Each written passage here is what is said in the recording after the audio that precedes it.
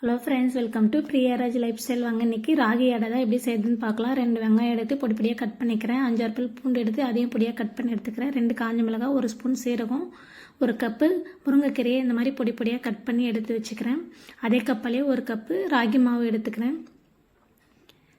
Stove on பண்ணிவிட்டு ஒரு கடாயை வச்சுக்கிறேன். 2 ஸ்பூன் எண்ணெய் சேர்த்துட்டு எண்ணெய் நல்லா சூடானதும் காஞ்ச மிளகாவையும் சீரகத்தையும் சேர்த்துக்கலாம். காஞ்ச மிளகாய் 1-2 கிள்ளி சேர்த்துக்குங்க.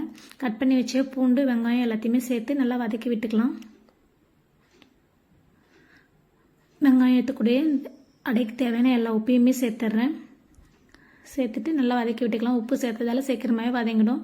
வெங்காயம் ரொம்ப வதங்கணும்னு அவசியம் இல்லை, பாதி அளவுக்கு வதங்கினா மட்டும் போதும். இது கூடவே கட் பண்ணி வச்ச முருங்கைக்கீரையும் சேர்த்துக்கலாம்.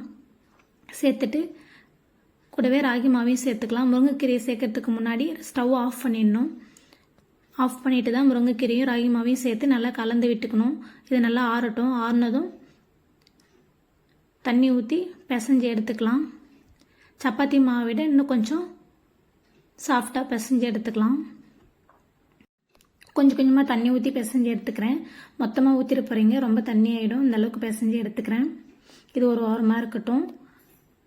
வாழை இலையை இந்த மாதிரி ரவுண்ட் ஷேப்பில் கட் பண்ணிவிட்டு அது மேலே எண்ணெய் ஸ்ப்ரெட் பண்ணி விட்டுட்டு நம்ம பிசைஞ்சு வச்ச மாவுலேருந்து கொஞ்சமாக எடுத்துகிட்டு இந்த மாதிரி ரவுண்ட் ஷேப்பில் அடையை தட்டி விட்டுக்கலாம்.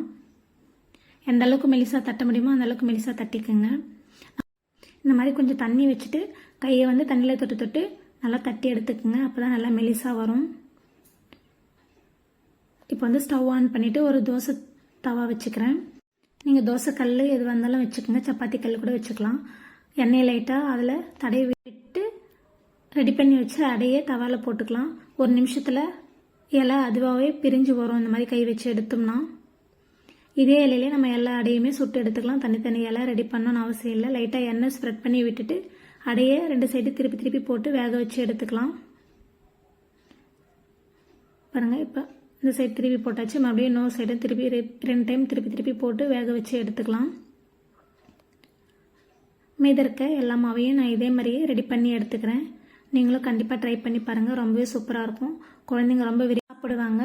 இதனுடைய டீட்டெயில் வீடியோ நம்ம சேனலில் இருக்குது. நான் இந்த வீடியோ கீழே பின் பண்ணுறேன். கண்டிப்பாக செக் பண்ணி பாருங்கள். இன்னுமே நிறைய டீட்டெயிலாக இருக்கும். செக் பண்ணி பார்த்து நீங்களும் இதை ட்ரை பண்ணி பார்த்து என்ஜாய் பண்ணுங்கள். தேங்க்யூ.